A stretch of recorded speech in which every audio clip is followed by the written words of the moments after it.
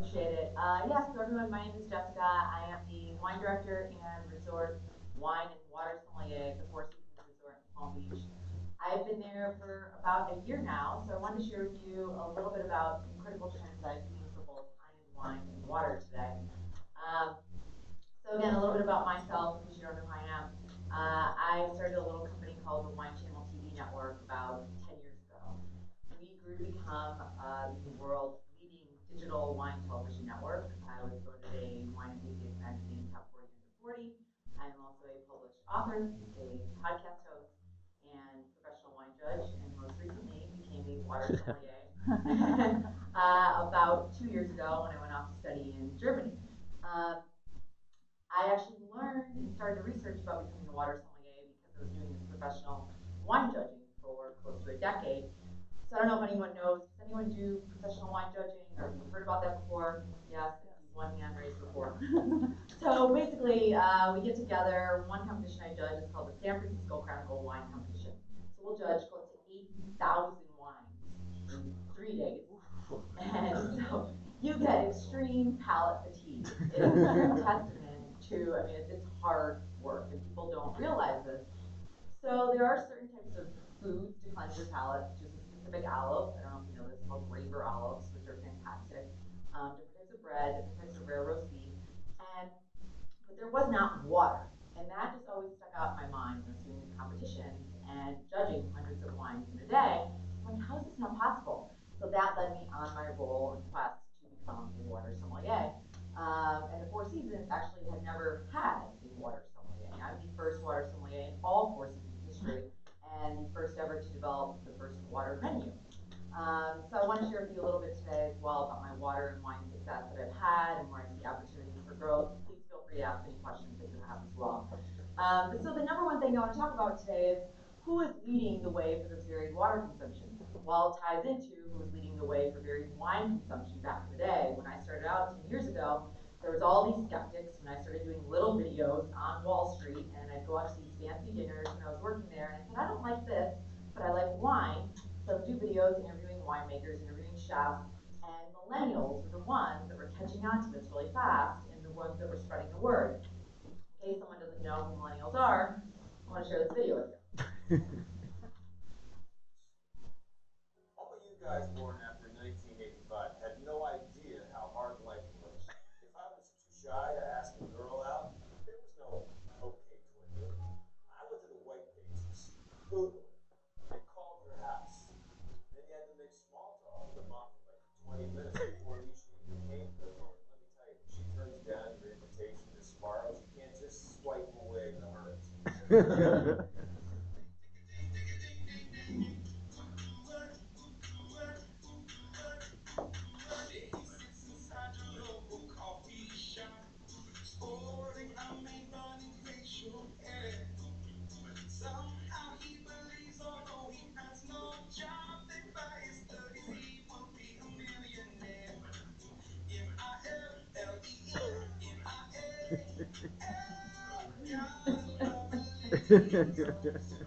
Anyways, I'll share a little bit more about that later on. So today, so in case, I hope you all know as millennials now, but these trends I want to share today are really driving the current success, I think, of high-end wine and water, and will continue to be the driving force in the coming years as well. So the first thing I want to talk about is more wine. So people are drinking more wine since 1993 and less beer, with spirits taking away some of that beer growth. The bottom line is wine consumption is up.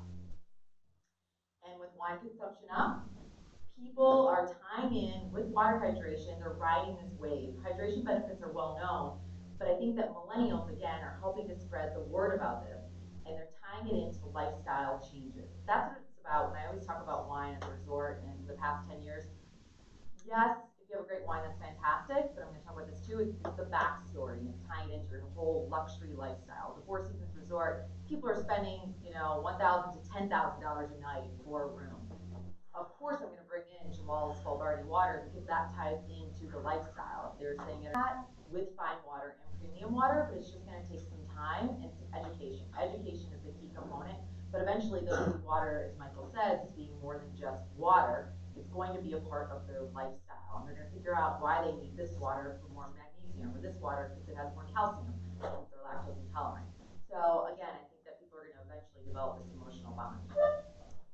And not only does stress contribute to purchases, but a healthy lifestyle, as I was just talking about, is driving premium purchases. So the value consumers place on health and well-being continues to grow, both in terms of the products they buy and healthier habits overall.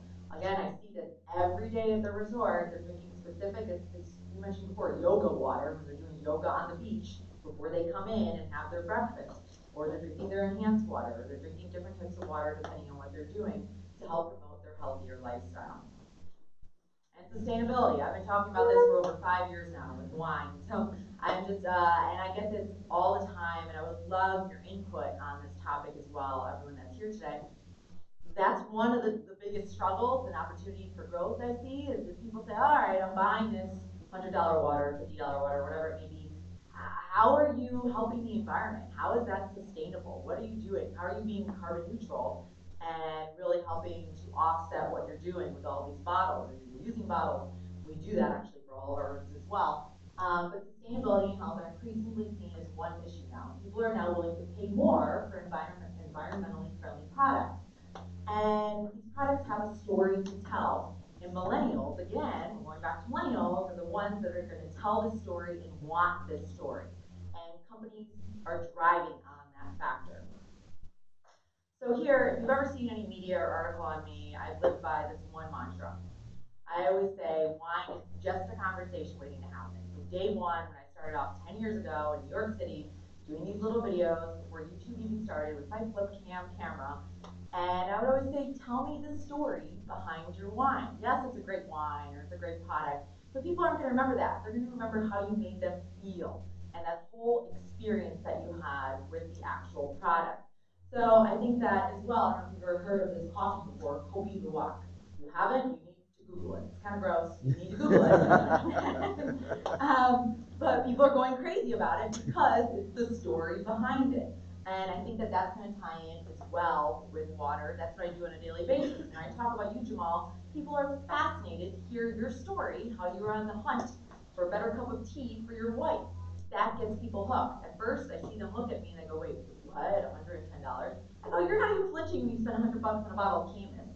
And why would you not spend $100 on a bottle of water that will perfectly complement your meal and enhance it that much better? Why wouldn't you? And then I tell the story, and then they feel this emotional attachment. So that's what it's about. But again, not only, so again, millennials, as I mentioned before, they're explorers. It's about much more than travel. It's about tapping into an explorer mindset. They want to take a journey. They want to learn. They want to take risks. They don't want to visit just cities. They want to visit continents. They don't want to just drink a wine at home. They actually want to go to Greece, go to Argentina, and drink that wine while they're standing in the vineyard. But along with millennials, we have boomers. Boomers are evolving, especially men, ages 55 to 75 years old. Boomers remain more open to change at this life stage than any previous generation. Men, in particular, have become more focused on relationships as they've aged. So, men, when you're in a relationship, what are you doing? You're drinking wine, usually with your partner. So, wine consumption continues to go up as well. And as boomers are evolving, as I just mentioned, men see wine more so than beer or liquor is something they can share with wine, as you can see in the statistics that I have as well. I feel like that men are trying to relive sort of like their glory days, as Bruce Springsteen says, and get back to their youth by drinking wine, and eventually it'll be like that with water. Uh, so again, as I mentioned, I've been on this journey for a decade, starting off with wine. When I got into it, I'm from Chicago originally. My parents and I told them I wanted to leave working on Wall Street to become a sommelier. My dad said, "Sommel what? What are you doing? You're leaving behind this." And he didn't believe in me then. But again, then I went off and started this little business doing video interviews that grew into the largest digital media company in the world. And I had so many skeptics along the way, and I see that now with water. I see where I was 10 years ago with wine, I see that with water, and it just takes time. It's a learning curve, it's an education opportunity for everyone in this room to spread the message in their own unique way.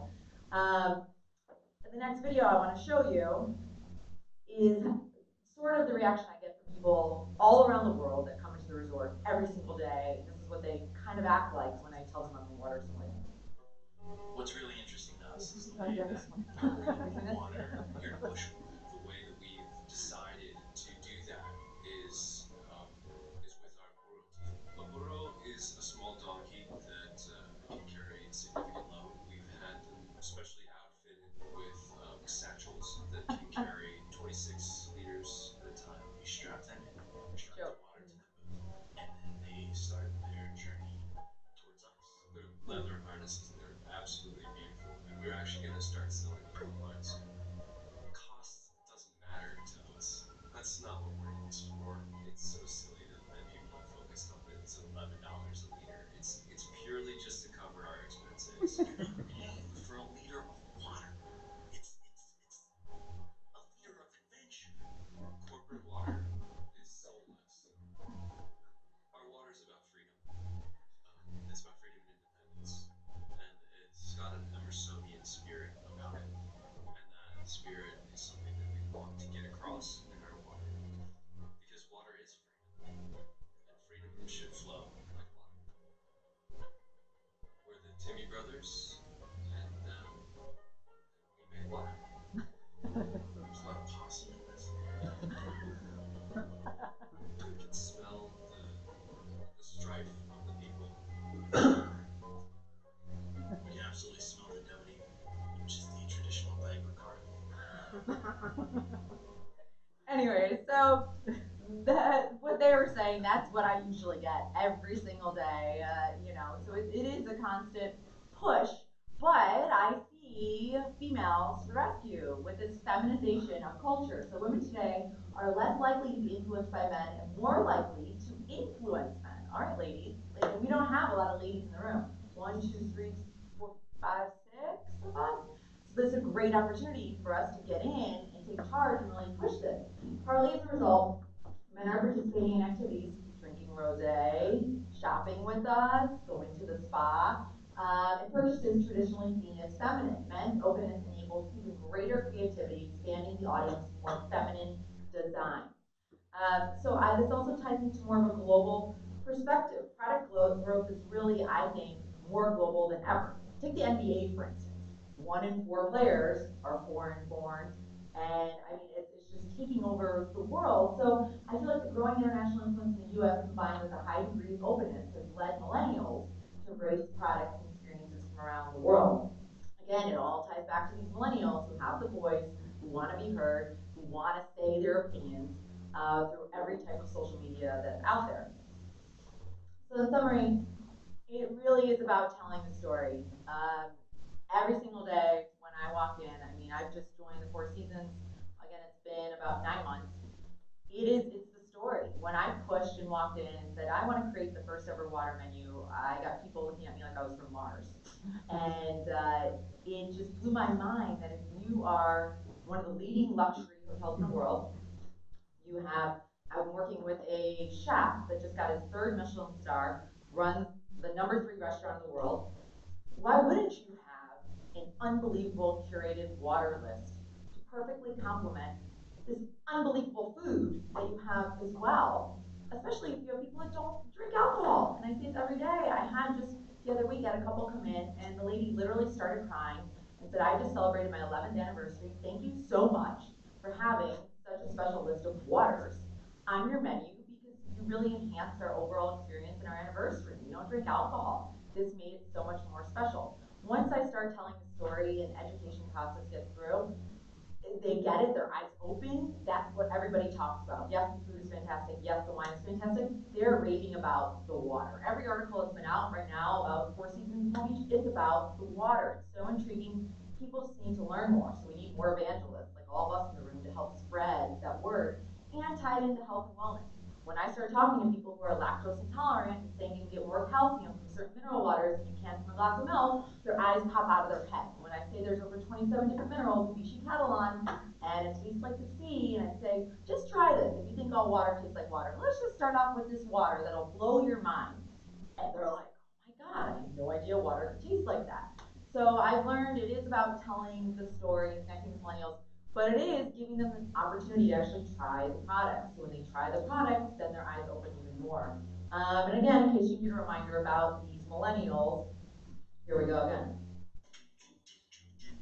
27 years old, trying to make it home. And maybe start by leaving your parents' home. Maybe we're just wrong. Criticism isn't easy for their ears. They feel like they know most everything. See, they grew up with undeserving confidence, cause they got trophies just for participating.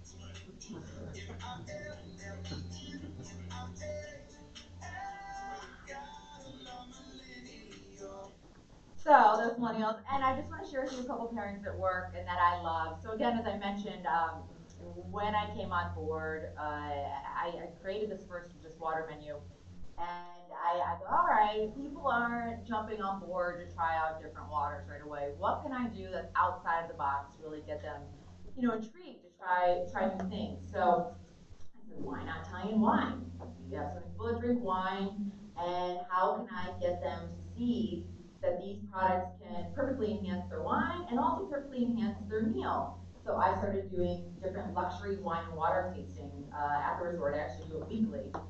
These are just some of my favorite pairings that I do, and I talk about it like Vichy Catalan, as we mentioned earlier, and I pair it up with a sweeter Riesling like Dr. Lucin, because the sweetness contrasts the saltiness, as well as I have a Skildy, which has that smooth, velvety taste because it's highly oxygenated, but a hint of sweetness on the finish and brightness. So I pair that up with Chateau d'Encelon, Côte de Provence Rosé, because it has a nice brightness at the end as well. And then I have Svalbarti as well, the ultra low mineral polar Arctic iceberg water. And it's so fine and has this pureness to it that you have to pair it up with only crude champagne, of course. So this is just an example. I switch it up all the time. But again, I think what the most important thing right now is education, spreading the word in any way possible, and really thinking outside of the box. Any questions? How many waters do you have on your menu?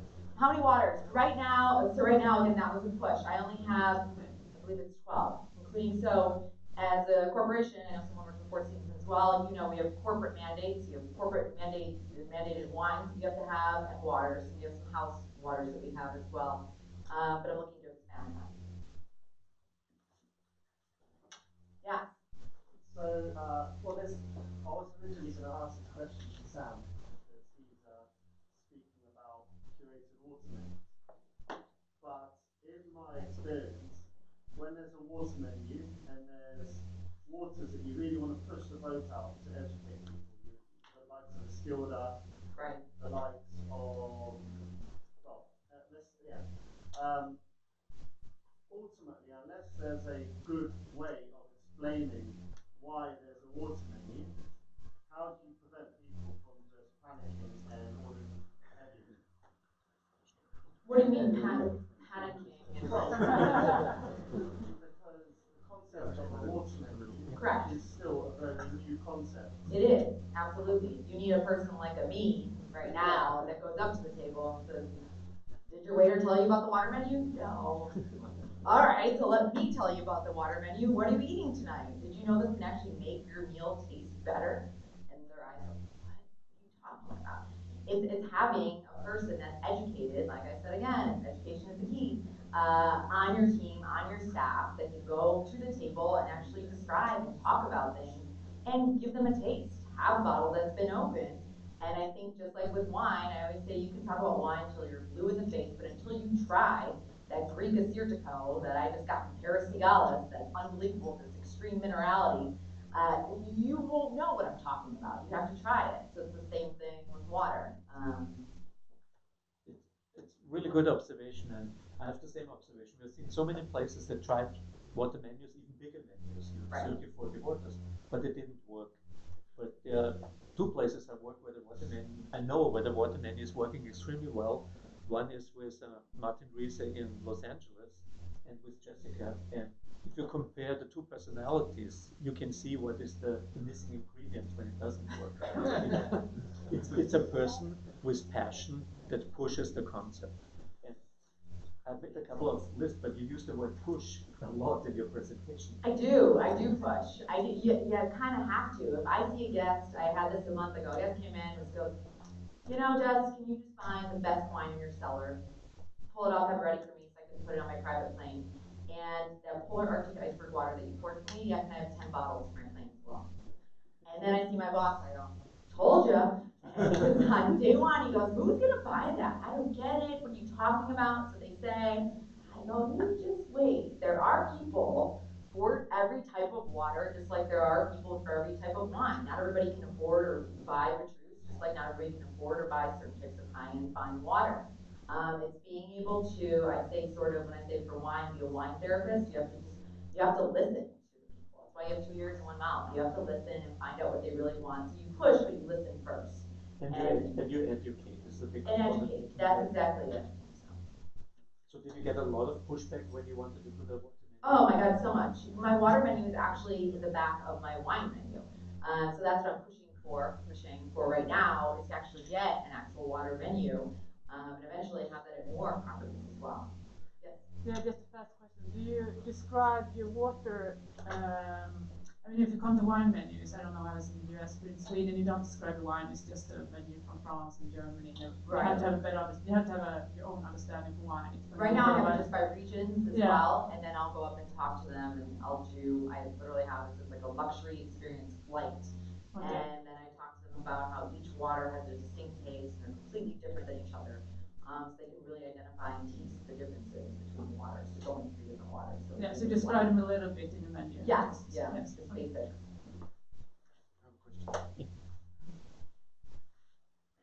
You said you had a water menu at the back of the wine menu? Yeah. Yeah. How do you feel about the idea of maybe going a step further and preparing different waters with wines or even dishes? I think it's so fantastic. people don't have to be passive, they're just directly recommending. Would that be chaos or would that work? I would love to do it. Yes, absolutely. I don't think that's chaos at all. I think it's a fantastic idea. Again, it's walk before you can run. So I'm ecstatic that I had the opportunity to work for one of the best companies in the world, the Four Seasons, and they enabled me to create the first ever water menu. So the next step is creating that, these different types of unique pairings.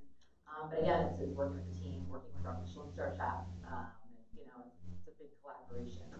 So, but absolutely, I think that's a great idea. Yeah. I just one question because I came from Hong Kong and Hong Kong per capita has more fine dining than probably anywhere else because Hong Kong is really that small. The one problem about like Hong Kong dining is like the restaurant itself is very tiny. So you talk about water pairing, you talk about like a lot of different kinds of water for different pairings for wine and for food. If they don't have the space.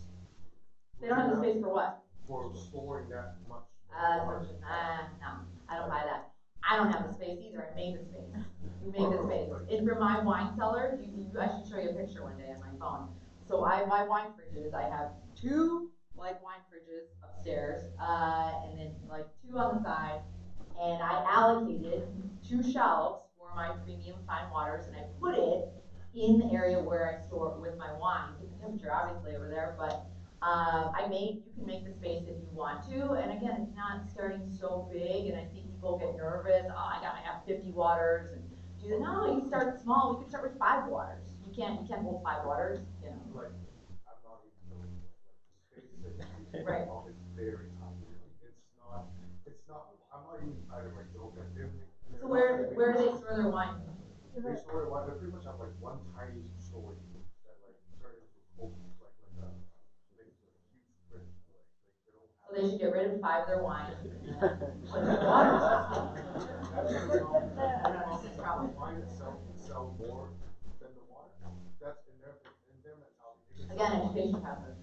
So that's why, like, I always want to ask this question to this panel because, like, it's a huge problem for Hong Kong when we try to introduce premium water or fine water in Asia, because they think if I sell a bottle of like 1996 like Barlow or some from France, like old school wines, I don't know what's the names of those, but they would prefer that over 5, 6 bottles of water, which pairs well with food, but they don't see the value added. Then again, that's a lack of education. So it is. That is. I was in Hong Kong a year ago with Peter Gago with Penfolds, and they launched their G3 wine. Yeah. one of the three finest vintages. And I agree. I see the lack of space for storing things. I totally get it. Yeah. It's a lack of having an evangelist or someone that can really push it. We didn't have that in Florida, where I'm at, until I came around and just had to knock down these doors. So that's why, like, I agree with what you just said earlier about pairing them, so we would know what to do, because that would be really helpful. Like, right. having like a distributor in Hong Kong who knows like you need that specific wine type and you match with this water. So it's easier for us to like probably get in that circle of fine water and pairing But wine and educating them. Like, what about pairing up water with other luxury items? So when I launched and became a water sommelier, I had worked for a few years with one of the top Bentley and Rolls Royce, I would say, stores in all of Chicago.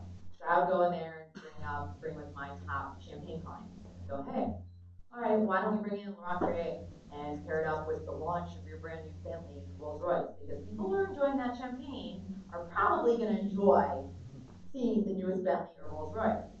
So I think that it's also a matter of thinking outside the box and finding these customers. People are looking to try the new, latest and greatest, trends. So I think it's maybe thinking outside of just the restaurant space too, and finding these other luxury items. I would host the largest sip and shop events in the Middle Country.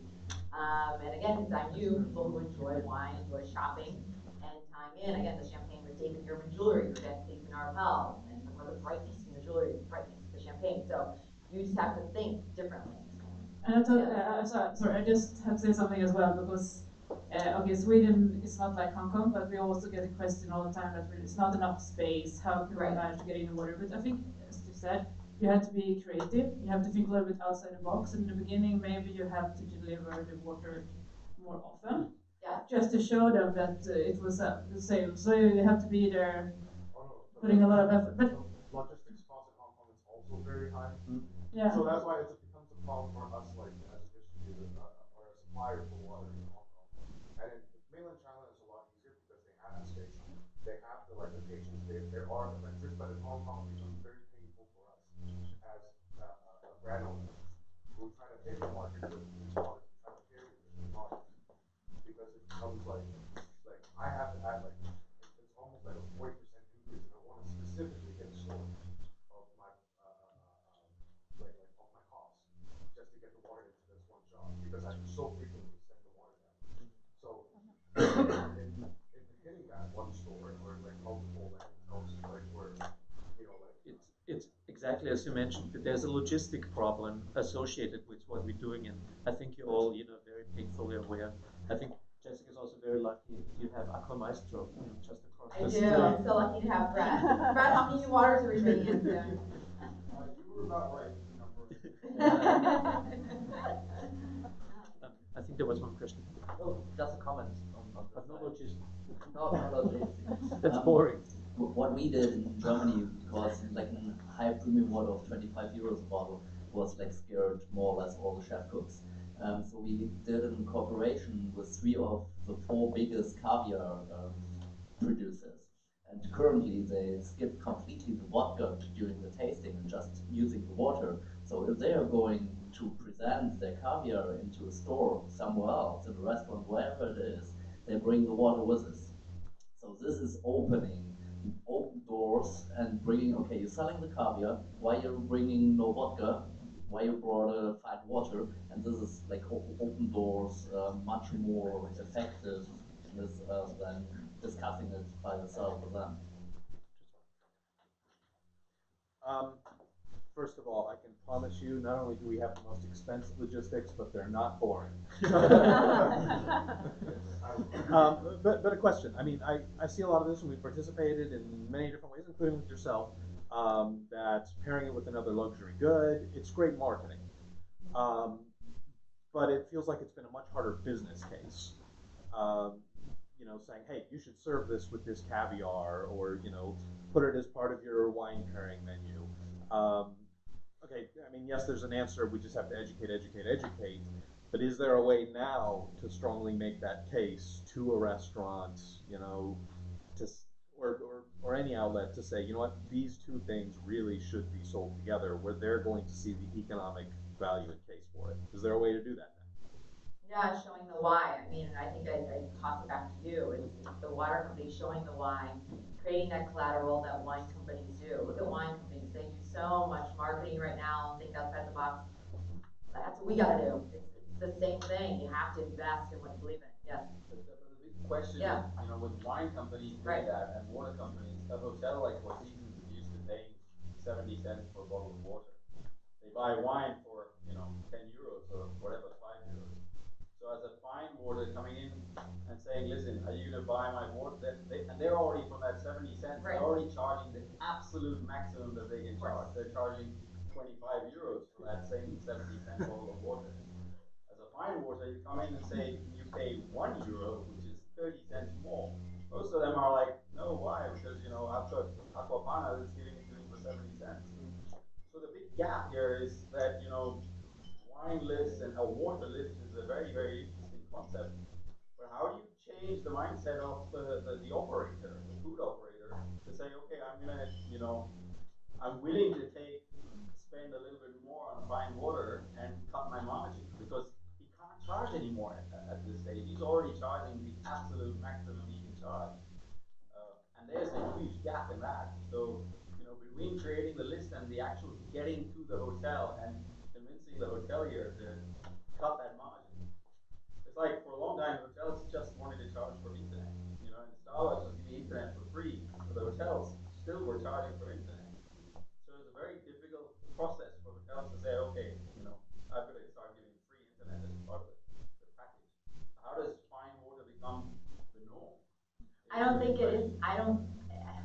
It's not the norm, right? I don't think that your water is meant to be sold in a Holiday Inn, or it's again. I'm not looking to cater to the masses like No, but the like norm a is in Dasani. a I'm premium looking to establishment. cater to the people who want extra black truffles shaven on top of their meals, right? This is like the black truffle amenities for a resort. That's how I see it, and that's how when I justify and bring it in. This is that premium luxury option that you're bringing in that's going to make your property, your restaurant, of the next level. Instead of being a 10, it's an 11, and that's how I see it. This is not an everyday type of consumption thing. Yes, there is everyday, but where I'm at, I'm not focusing on that. I'm focusing on the people who are going to spend $10,000 a night for a hotel room.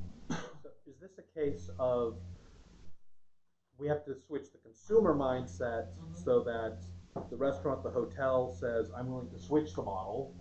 Or is this more a case of you've got to go in and convince the hotel restaurant donor? I think it's the people who have the water brands have to put a little bit more muscle into their backstory, like I talked about before. You have one of the best backstories ever, and I share your video at tables every day.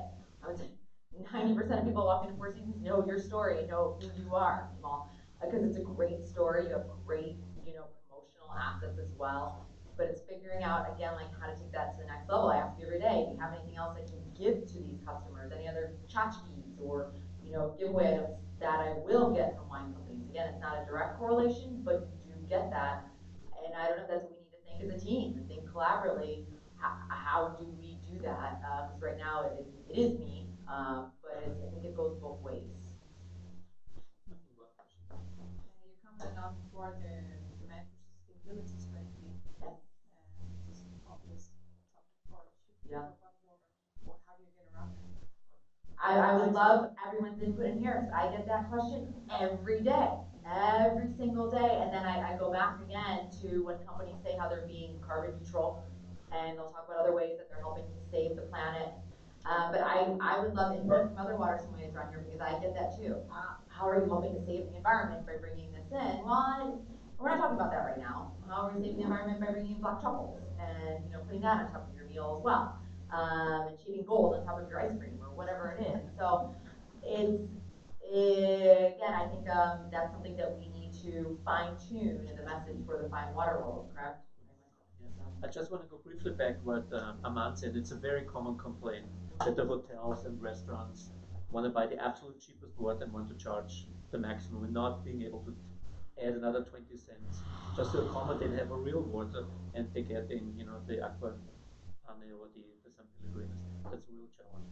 I'm sure you will change that, not only in your place, but for the rest of the Four Seasons Yeah, hotels again, as I well. think it's this luxury added on premiumization item. It's not meant something that's meant for every single hotel room. It's something that's meant for the suites, like we were talking about, Jamal. This is not going to replace the water that we have that people get when they get turned down service in our sustainable water bottles, which is phenomenal. That's fantastic. But this is an added on luxury item. And what the story I remember from Martin Riese, who couldn't be here, but he did the water menu.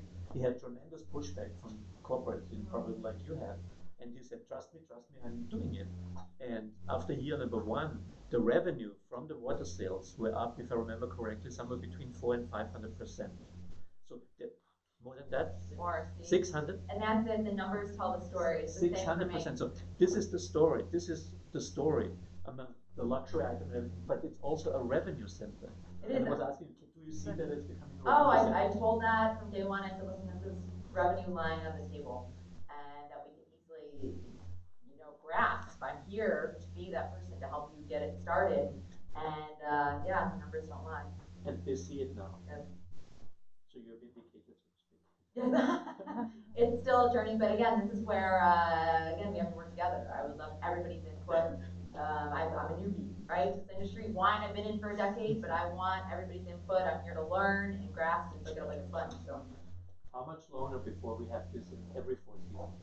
I don't know. Yes, question. I just have one more question before. Like, how do you target your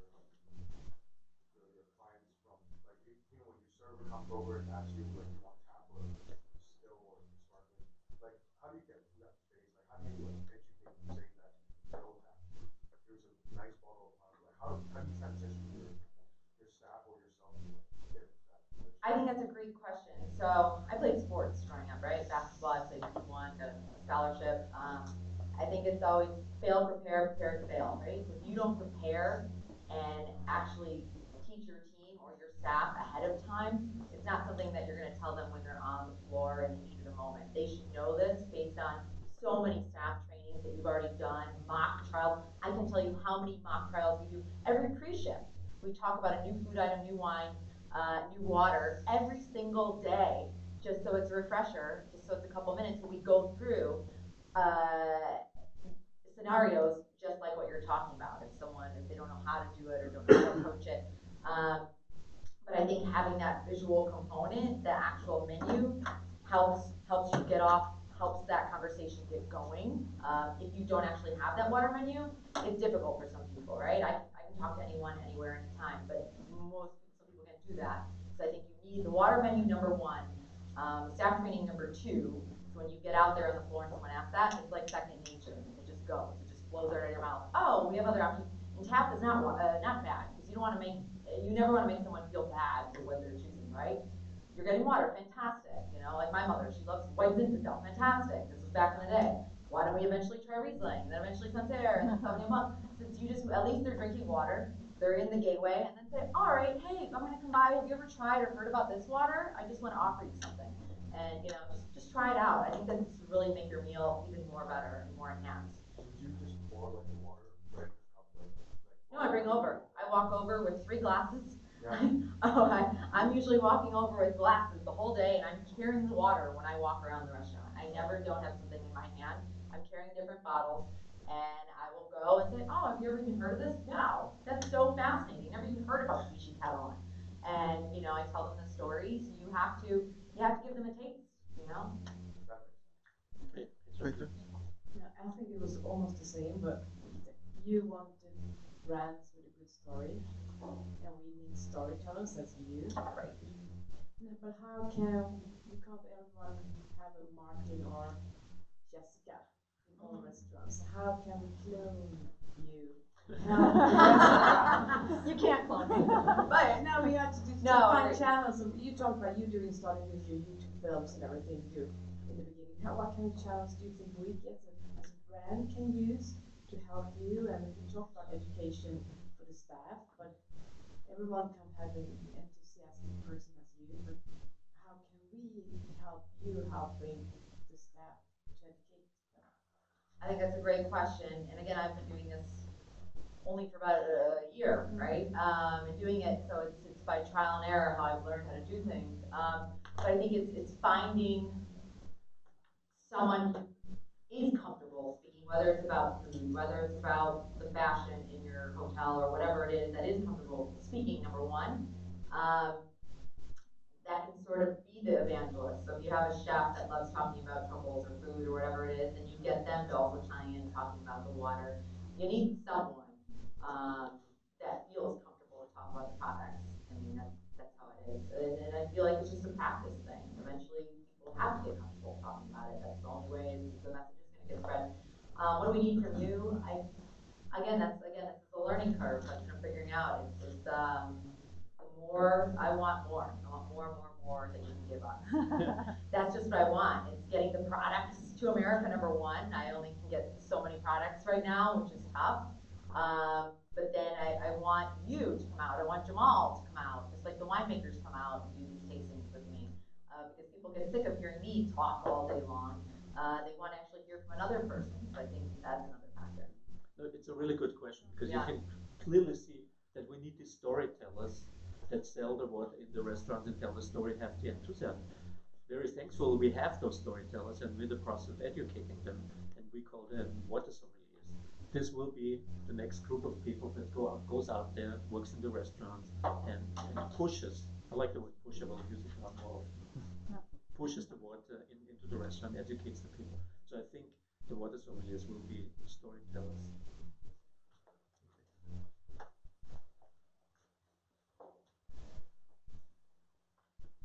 Just one feedback, Jessica, on what you said in terms of, well, how can we make water more attractive or educate people so that they're, the question like, why do we ship water around the globe and why is it? And what I get a lot is I'm trying to see water as an ambassador for good taste. And I think the big part is that ambassador comes with a certain responsibility. And I'm hoping that in the future we will see water brands also with a certain responsibility, because there's a lot of parts in the world where there is limited access to water or limited access to clean water, and you see some brands which have started to donate some of their proceeds to provide access to water in other countries. And I think it's the social message, I think, which would be a huge impact, saying is you taste that water, but there is a risk that that good taste might go away at one point. And I think it's preserving that good taste and investing in that and giving back to the community, I think, which could be a major selling point in saying that we need to kind of have that good taste preserved in the future. That's a great point. You just said giving back to the community. A lot of wine brands do that. So it's all about how you're giving back, finding with charities. I think that's another component. I don't see as much in the water world. I think that's a great point. And then I mentioned it before, but the lifestyle component. We have to figure out ways to tie it in with different lifestyles and get them involved the same way LVMH is involved, when they have their wines. It's finding out how to get these waters tied in with other lifestyle components so that it's just there. And you don't even think about buying a certain water like Vichy the same way that you buy your morning coffee that you have to get. Yes. For our products in Hong Kong, we do this initiative with restaurants that use these bottles. And these bottles we brought to like local like middle school or high school children where they're painting, because our bottle is squared, so it's a lot easier to paint on than a circular bottle. So it's easier for them to like stack up like probably like 20 of them and then just paint on top of it. And that's what we do to like give back or somewhat give back to the community and like reduce as much carbon footprint as possible, because they will bring those art pieces back home for their parents, or like because art recently in Hong Kong is slowly booming with blind pairing and art kind of thing. So we provide these canvas for them. So fantastic. Yeah. Jessica, just one more question. I know in the US, people go to restaurants and often drink wine by the glass. Don't even open a full bottle. Do you think water by the glass makes sense? Is that something difficult? I mean, small bottles. What are your thoughts on that? I think in a fine water kind of context. I think that could be the entryway to really doing something different and making a statement. That's what I was trying to do with the water flights, right? I give them a 3-ounce taste of 3 different waters. Absolutely. Because if they don't want to spend $20, $50, $100 on a bottle of water, why not spend $10? Same that you're going to spend on a glass of wine, and it's really going to intentional. I think that's a great point. Any more questions? We're going to probably wrap up for lunch soon, but if anybody's got a couple more questions, yeah, sure. Your question was brilliant because that's precisely what I was thinking. I think I agree with that. Bill. When you were asking about the space problem, selling a case of, if you want to sell a Catalan, having a case of 24 250 ml bottles will allow you to maximize your space, but also be able to present a great water by glass. And so if customers can have that experience and they can have that education, but without either having to commit to a 1 litre bottle or having to have a tough conversation with your chef who is now not having as much space for his stuffings or won't have as much space for his courgettes because there's 10 cases of water there that are getting dusty. It's a matter of fact. You have like You should mention. some of the largest like venues in Hong Kong. But the only problem that they have is there's not a lot of premium waters in Hong Kong that they're trying to push into the market because first of all, it's very hard for them to actually get into that space. Like, you imagine like 5 bottles, different brands of fine water in the tiniest space in the room. I stand in there and I barely fit. Yeah. Christopher, Michael had an idea, just the Rising Springs bag in the box, put on the table there. I mean, that's a logical way of kind of solving that issue of how to serve glass with a great story, nice premium presentation, a genuine. It's a genuine premium water. It was Trinity Springs before it got rebranded. So it has a real traditional source and it's packaged for a different approach. And also the water by the glass could be brilliant with this. So maybe we have to change our kind of thought pattern and try and get over the barrier of, wow, it looks a little bit, you know.